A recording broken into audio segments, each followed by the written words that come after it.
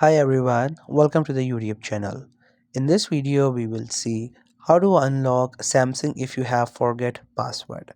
So if you have forget the password and you don't know how to get login, so I'll show you how you can overcome this issue.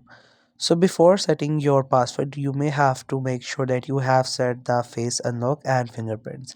For that, you can go to the settings and then you have to scroll down a bit in the settings until you see the option for security or the lock screen. Then you have to scroll down a bit and you will see this option face recognition. You have to click on this option and you have to simply enable the face recognition. Once you have done it, then you have to also make sure you have enabled the fingerprints.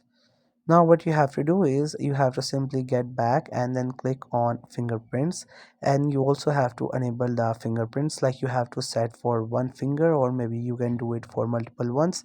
Set it. Now you don't have to remember the password every time you want to unlock your phone. You can do it through the face recognition like the face unlock or maybe by using your fingerprints. So that's how you will be able to overcome the issue of forgetting password of Samsung.